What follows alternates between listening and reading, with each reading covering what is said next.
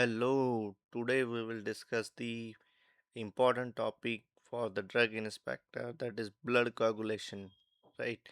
And ये topic बहुत ज़्यादा इम्पोर्टेंट है ऑलमोस्ट ऑल द स्टेट के डीआई के एग्ज़ाम में इसमें क्वेश्चन पूछा गया है। You can check the PYQ, right? और ब्लड कोagulation इन जनरल भी बहुत ही इंटरेस्टिंग टॉपिक है to understand the physiology of the body, right? And physiological mechanism. तो जो ब्लड कोagulation हम जनरली बोलते हैं या क्लॉट फॉर्मेशन, राइट, उसको हम अंडरस्टैंड करेंगे, उसी को ही हीमोस्टेसिस बोलते हैं। तो इम्पोर्टेंट टॉपिक है, क्वेश्चन आता है, उसको हम समझेंगे इस वीडियो में। तो हम क्या देखने वाले हैं इसमें कि किस तरीके से ब्लड क्लॉट होता है। तो उसको हीमोस्टेसिस बोलते हैं। You will understand the concept of haemostasis.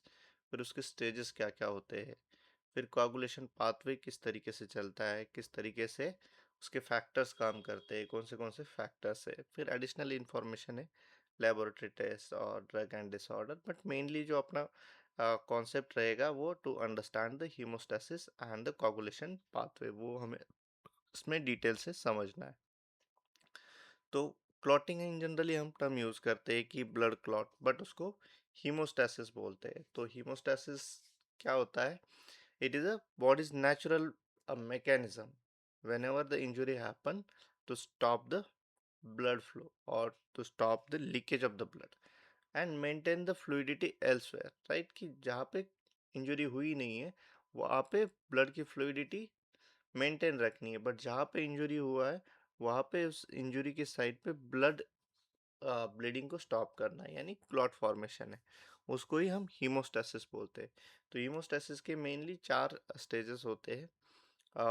One is vascular spasm जिसमें वैसोकंस्ट्रिक्शन होता है, देन प्राइमरी हीमोस्टेसिस जिसमें प्लेटलेट प्लग फॉर्मेशन होता है, सेकेंडरी हीमोस्टेसिस जिसमें कोagulation कास्केड होता है, and then the clot retraction में जो प्लेटलेट कॉन्ट्रैक्ट होते हैं, फाइब्रिनोलाइसिस लास्ट स्टेप होता है उसमें, जिसमें कि फाइब्रिन डिजॉल्व होता है, राइट, प्लाज्मिन के हेल्प से। तो इन सारी स्टेजेस को हम वन बाय वन अंडरस्टैंड करेंगे। पहले प्रोसेस को एक बार अंडरस्टैंड कर लेंगे, उसमें से जो डिटेल्स होते हैं या फिर इंपॉर्टेंट पॉइंट्स होते हैं वो हम याद भी कर लेंगे। But first we need to understand the how the process occurs, right? और बहुत ही इंटरेस्टिंग है, it seems to be complicated but बहुत ईजी है। We will study the process. तो हीमोस्टेसिस जैसे हमने अंडरस्टैंड किया कि हीमोस्टेसिस इज नथिंग बट जहाँ पे इंजरी हुआ है वहाँ पे क्लॉट फॉर्म होना है, और जहाँ पे नहीं हुई वहाँ पे मेंटेन करना है फ्लूइडिटी को।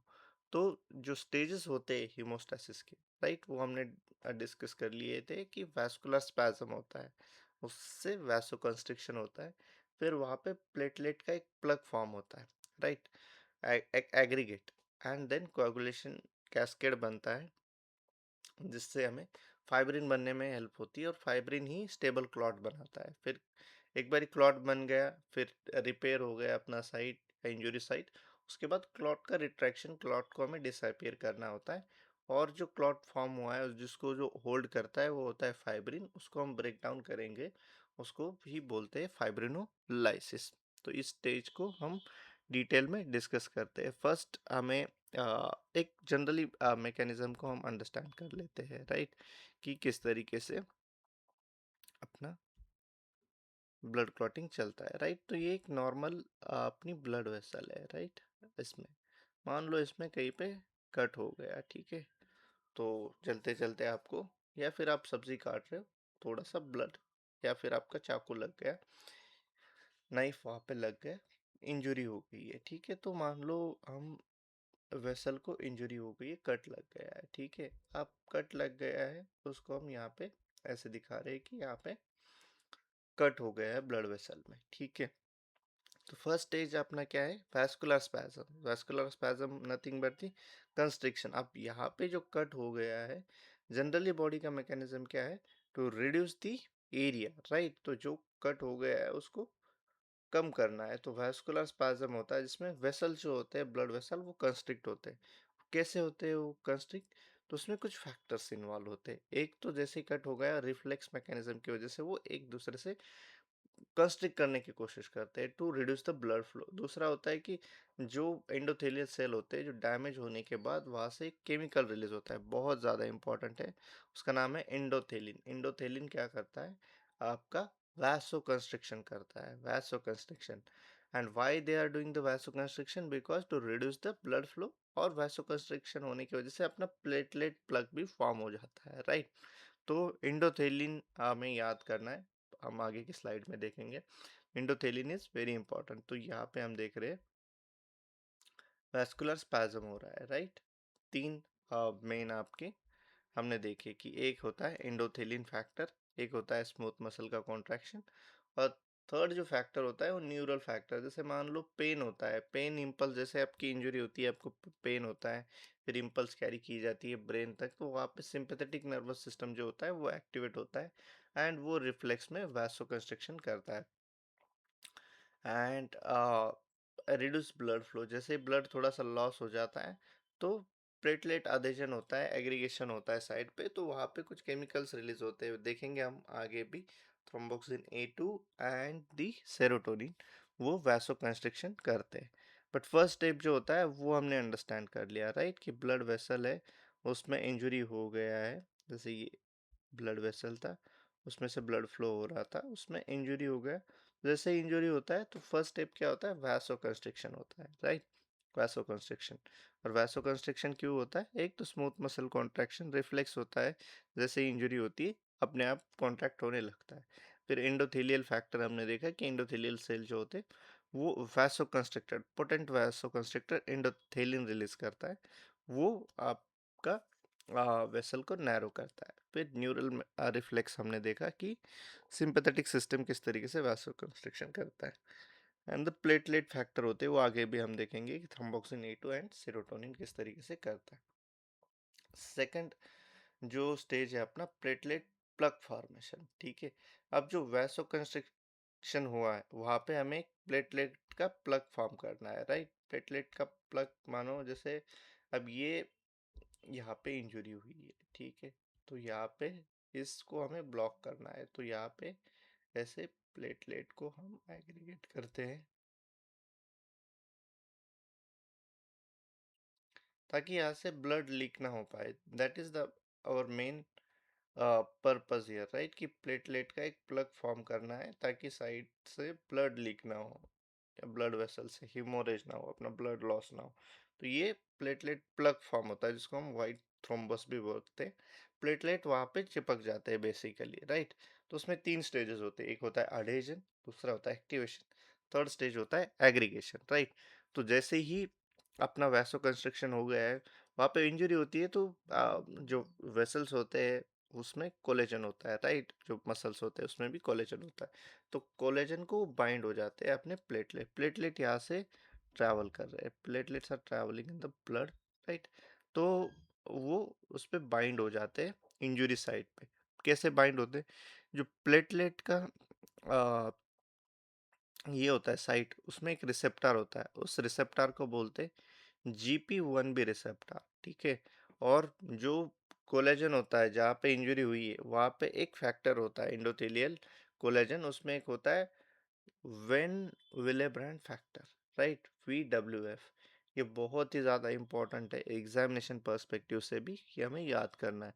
तो जो कोलेजन, एक्सपोज कोलेजन है, वहाँ से रिलीज होता है यहाँ पे, जैसे मान लो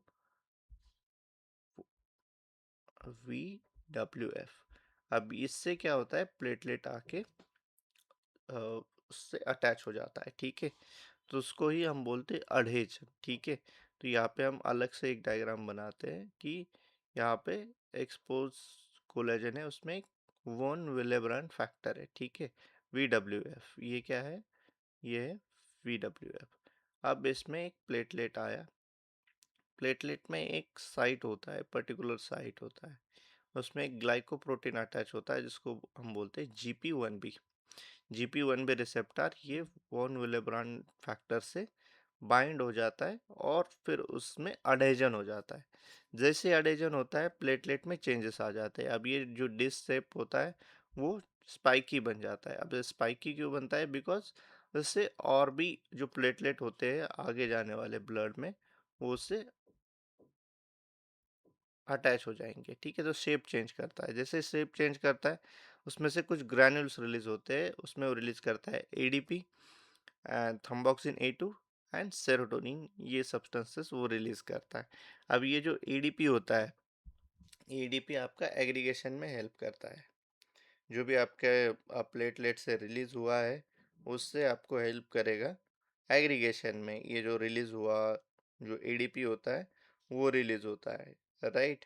अब जिसमें थ्रोम्बोक्सिन ए2 होता है वो एक इम्पोर्टेंट फैक्टर है यहाँ पे, ये पोटेंट वैसो कंस्ट्रिक्टर है, ठीक है। तो जैसे हमने देखा पहले वैसो कंस्ट्रिक्शन हो रहा था, जैसे प्लेटलेट अडेशन होता है फिर से रिलीज होता है थ्रोम्बोक्सिन ए2 एंड सेरोटोनिन, ये भी वैसो कंस्ट्रक्शन करते हैं। कैल्शियम आयन होते हैं वहाँ पे फॉर द कोगुलेशन, वो भी प्लेटलेट वहाँ से रिलीज करता है, राइट।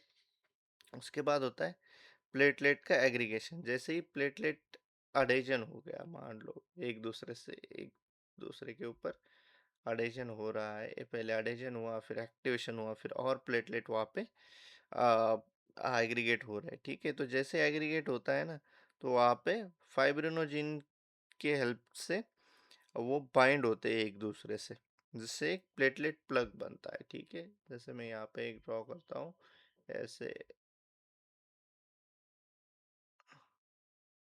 यहाँ पे एक प्लेटलेट प्लग हमें फॉर्म करवाना है।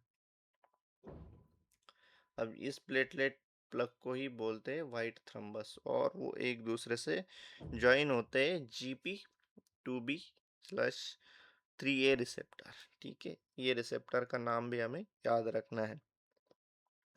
और तो ये वाइट थ्रोम्बस अपना बनता है इस, तो ये प्लेटलेट का किस तरीके से हमने एक्टिवेशन, अडेशन, एग्रीगेशन हमने देख लिया है।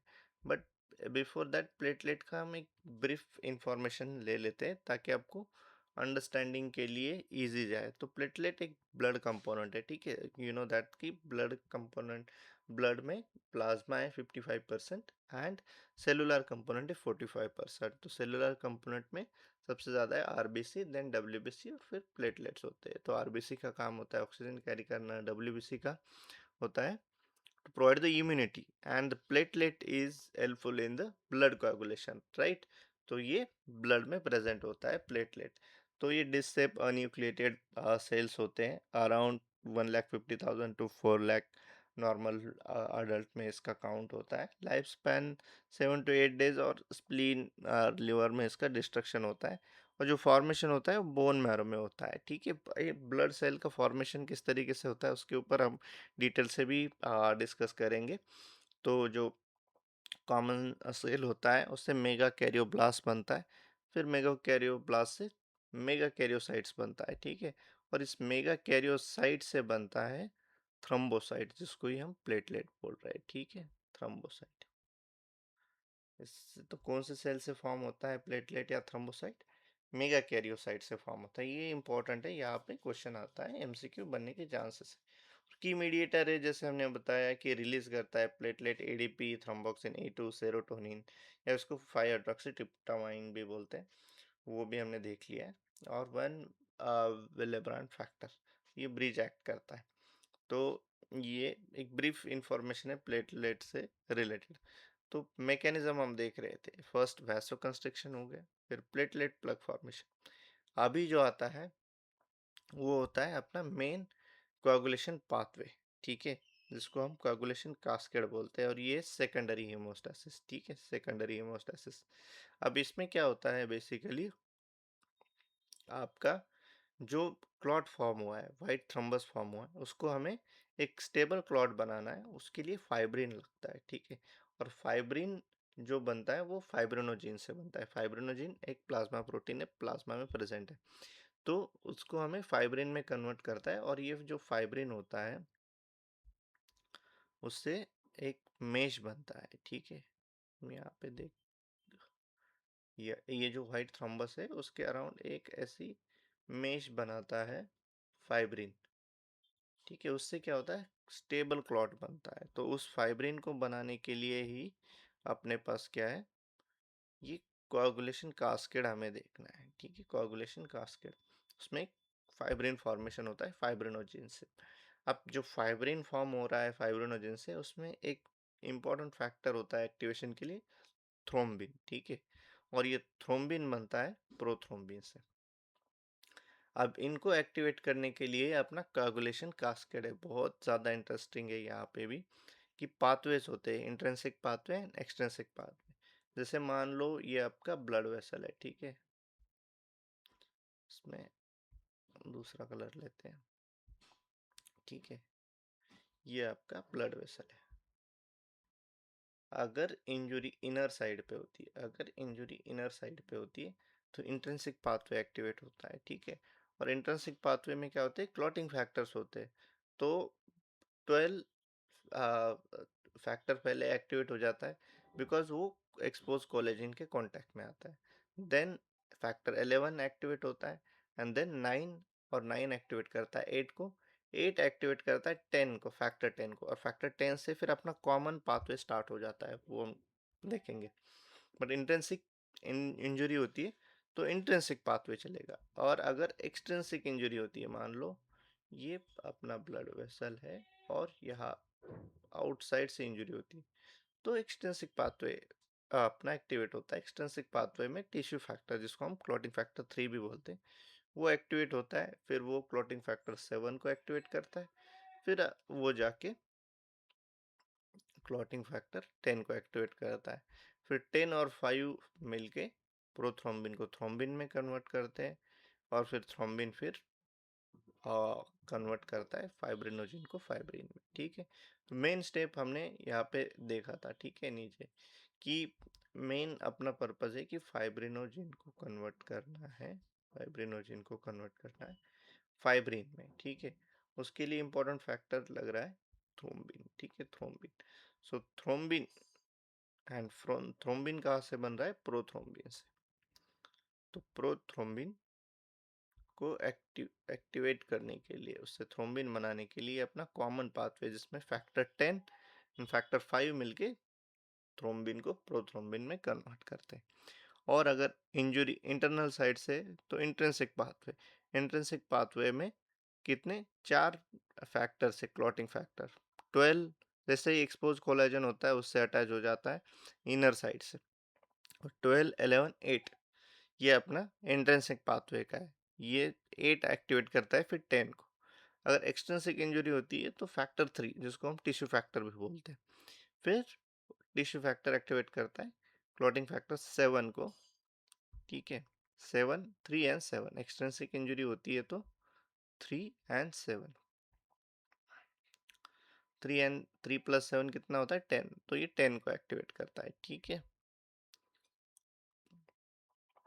और इंट्रिंसिक में इस नंबर हमें याद रखना है कि 12 एक्टिवेट करता है 11 को, 11 एक्टिवेट करता है 9 को, 9 एक्टिवेट करता है 8 को, ठीक है। एक्चुअली जो उसके फॉर्म होते हैं ना, इनएक्टिवेटेड फॉर्म में होते हैं। जैसे क्लॉटिंग फैक्टर 12 होता है, हेगमेंट फैक्टर, उसको 12A में कन्वर्ट किया जाता है। फिर 12A का जो कन्वर्जन होता है वो जैसे 12A कन्वर्ट करता है 11 को 11A में, जिसको हम प्लाज्मा थ्रोम्बोप्लास्टिन भी बोलते हैं। फिर वो एक्टिवेट करता है 9 को, जिसको हम क्रिसमस फैक्टर भी बोलते हैं, या फिर वो एक्टिवेट करता है 8 को, एंटी हीमोफिलिक फैक्टर को। तो जो 9 एंड 10 होता है वो विटामिन के डिपेंडेंट भी होते हैं। तो ये कॉमन अपना pathway, coagulation cascade, intrinsic pathway, extrinsic pathway, ठीक है, ये हमने देखा यहाँ पे। इंट्रिंसिक पाथवे 12 11 9 8, फिर 10 को एक्टिवेट करते हैं, फिर 10 आता है कॉमन पाथवे, ठीक है। फिर यहाँ से भी इन एक्सट्रिंसिक पाथवे में ये अपना टिश्यू फैक्टर 3, फिर 7, फिर यहाँ से 10 को एक्टिवेट करता है, एंड फिर ये अपना आता है कॉमन पाथवे, ठीक है। कॉमन पाथवे में 10, फैक्टर 10 प्लस फैक्टर 5 कन्वर्ट करते प्रोथ्रोम्बिन को थ्रोम्बिन में, और फिर थ्रोम्बिन कन्वर्ट करता है फाइब्रिनोजन को फाइब्रिन में, ठीक है। I hope this is very clear. बहुत ही सिंपल तरीके से हमने इसको देखा है, राइट। तो कोagulation कास्केड किस तरीके से होता है। अब जो फैक्टर्स होते हैं इसमें यहाँ पे दिए हुए, अगर आपकी याद होते हैं तो आप याद कर लो, बट आपको पाथवे से याद करने हैं, ठीक है। अगर इसके नेम याद करना ज़रूरी नहीं है। फैक्टर 8 जो होता है वो आप याद कीजिएगा, एंटी हीमोफिलिक फैक्टर है। विटामिन के डिपेंडेंट वो नहीं है, विटामिन के डिपेंडेंट 4 ही है, 2, 5 और 9, 10, ठीक है। ये आपको याद करना है बस। तो सॉरी, 2, 7 और 9, 10 ये आपके विटामिन के डिपेंडेंट। अब जो होता है फाइब्रिन का जो क्लॉट रिट्रैक्शन होता है। अब क्लॉट रिट्रैक्शन में क्या होता है कि जो अपने प्लेटलेट का एग्रीगेशन फॉर्म हो गया है, ठीक है, वो ब्लड फ्लो को रोकेगा। देन वहाँ पे जो भी इंजरी हुई है वो इंजरी साइट को हमें रिपेयर करना है। तो उसमें प्लेटलेट कॉन्ट्रैक्ट हो जाती है, एक्टिन मायोसिन जो मसल में होता है उसके वजह से। उसमें साइड जो जो साइज होता है क्लॉट का, जैसे यहाँ पे हम ड्रॉ करेंगे एक बारी, तो ये अपना क्लॉट हो जाता है। तो इसका जो साइज है ना वो साइज छोटा सा हो जाता है, जहाँ पे इंजरी हुई है वहाँ पे नहीं, तो ये यहाँ पे ब्लॉक कर देगा ना साइड, पूरी ब्लड वेसल। इसलिए हमें उसको रिड्यूस करना है, राइट। साइज रिडक्शन होता है पहले क्लॉट रिट्रैक्शन में। फिर जहाँ पे इंजरी हुई, इंजरी साइट को रिपेयर करते हैं। तो रिपेयर करने में मेनली कुछ फैक्टर्स इन्वॉल्व होते हैं, जिसमें प्लेटलेट डिराइव्ड ग्रोथ फैक्टर होता है, PDGF, and vascular endothelial growth factor. ये दोनों आपको इम्पॉर्टेंट होते हैं, ठीक है। मैं आपको, आप इसमें नहीं है तो आप लिख लेना कि प्लेटलेट रिट्रैक्शन में या वुंड हीलिंग में दो फैक्टर इन्वॉल्व होते हैं। एक होता है प्लेटलेट डिराइव्ड ग्रोथ फैक्टर पीडीजीएफ, जो कि स्टिमुलेट करता है स्मूथ मसल सेल को एंड रिपेयर करता है वेसल को। दूसरा होता है वैस्कुलर एंडोथेलियल ग्रोथ फैक्टर, जो कि डैमेज हुआ एंडोथेलियल सेल को तो न्यू एंडोथेलियल सेल बनाना है। तो वहाँ पे ये अपना vascular endothelial growth factor new endothelial cell को ग्रो करवाता है। तो ये क्लॉट रिट्रैक्शन हुआ, क्लॉट अपना रिड्यूस हुआ, साथ ही साथ जो इंजरी हुई थी वहाँ पे रिपेयर भी हो रहा है। अब जो क्लॉट बना है दैट कैन डैमेज और लाइक वाइटल वाइटल फंक्शंस। अगर वो क्लॉट वहाँ से चल के कहीं पे जाके ब्लॉक हो गया तो ब्लॉकेज बन सकता है, तो उसको डिसॉल्व करना बहुत ज़रूरी है। या फिर ब्लड वेसल को ब्लॉक कर सकता है, कहीं पे अटक सकता है, तो उसको ब्लॉक करना बहुत ज़रूरी है। पहले तो हमने फाइब्रिनोजन फॉर्म किया जो कि क्लॉट को होल्ड करे रखा है, ठीक है, यहाँ पे हमने देखा, राइट। कलर को चेंज करते हैं। तो यहाँ पे हमने देखा कि ये फाइब्रिन की वजह से यहाँ पे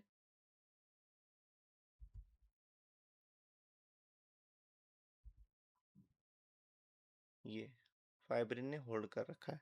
अब इसको हमें ब्रेक डाउन करना है, ठीक है, बिकॉज क्लॉट को हमें मतलब डिसअपियर करना है, क्लॉट को डिसॉल्व करना है। तो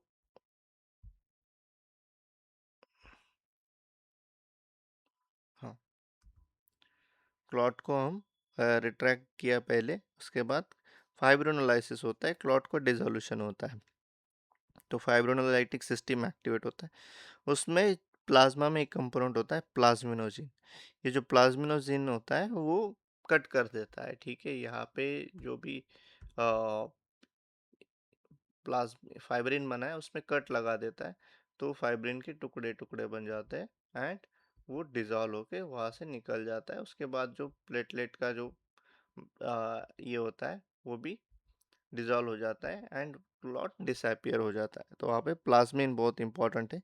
प्लाज्मिन जो होता है फाइब्रिन मेश को कट करता है फाइब्रिन डिग्रेडेशन प्रोडक्ट में एंड क्लॉट को डिसअपियर करता है, ठीक है। तो इस तरीके से आपका क्लॉट बना, फिर उसको हमने डिसॉल्व भी कर लिया है, ठीक है। और पाथवे हमने देखे, क्लॉटिंग फैक्टर भी देख लिया, प्लाज्मिन जो फाइब्रिन का डिग्रेडेशन करता करता है। एंटी थ्रोम्बिन फैक्टर कौन से है, प्रोटीन क्या है। फिर लेबोरेटरी टेस्ट होती है जनरली, जो हम देखते हैं कि कौन से क्लॉटिंग फैक्टर है और उसमें कौन से क्लॉटिंग फैक्टर की कमी है, डिफिशिएंसी है, ज़्यादा है, ताकि हम उसको क्योर कर पाए। ठीक है, बॉडी में भी नेचुरल एंटीकोगुलेंट होता है, राइट, हिपेरिन, वारफेरिन ड्रग भी हम यूज़ करते हैं। ये सब हम कोलॉजी का पार्ट है, वो बाद में हम देख लेंगे। लेकिन यहाँ पे अपना ये इम्पोर्टेंट पर्पस था कि understand the blood clotting mechanism and it's a factor. तो हमने एकदम डिटेल से इनको डिस्कस कर लिया है, राइट। एक बार फिर से उसको रिवीजन कर लेते हैं कि ब्लड यानी जहाँ पे इंजरी होती है, वहाँ पे इंजरी की वजह से हीमोरेज हो सकता है, ब्लड लॉस हो सकता है। तो बॉडी का एक ओन मैकेनिज्म होता है जिसको हीमोस्टेसिस बोलते हैं। हीमोस्टेसिस की वजह से वहाँ पे जो ब्लड लॉस है उसको हम स्टॉप करेंगे, वेसल को रिपेयर करेंगे, एंड जो अदर ब्लड सिस्टम है उसको उसकी फ्लूइडिटी मेंटेन करेंगे। तो हीमोस्टेसिस की 4 स्टेसिस होते हैं। वैस्कुलर स्पैज्म, प्राइमरी हीमोस्टेसिस में प्लेटलेट प्लग फॉर्मेशन होता है, सेकेंडरी हीमोस्टेसिस में कोगुलेशन, कैस्केड होता है, क्लॉट रिट्रैक्शन में साइज रिड्यूस होता है, और फाइब्रिनोलाइसिस, फिर हैंड में फाइब्रिन को हम डिसॉल्व कर लेते हैं। ठीक है, इस तरीके से हमने क्लॉटिंग मैकेनिज्म को देख लिया है। फैक्टर्स को भी हमने देखा है किस तरीके से इंट्रिंसिक एंड एक्सट्रिंसिक पाथवेज चलते हैं, उसको हमें डिटेल से याद करना है। बिल्कुल फैक्टर के ऊपर क्वेश्चन आ सकता है, एक्सट्रिंसिक एंड इंट्रिंसिक के ऊपर। नेम आपके नहीं भी याद रखे तो भी ये याद रखना है, फाइब्रिनोजिन का कन्वर्जन फाइब्रिन में ही क्लॉट को फोल्ड करेगा, और इसमें प्रोथ्रोम्बिन एक्ट करता है। प्रोथ्रोम्बिन बनता है अपना सॉरी थ्रोम्बिन से प्रोथ्रोम्बिन से थ्रोम्बिन बनता है। थ्रोम्बिन आपका एक्टिवेटर है फाइब्रिनोजिन का, फाइब्रिन में। और प्रोथ्रोम्बिन को थ्रोम्बिन में कन्वर्ट करने में हमें लगता है clotting factor 10 and clotting factor 5। ठीक है, फिर उसमें एक्सट्रिंसिक एंड इंट्रिंसिक पाथवे जो कि हमने डिटेल में देख लिए। ठीक है, and I hope कि ये टॉपिक क्लियर हो गया है, and we'll see the other topic and related information in the next video. Thank you. Thank you.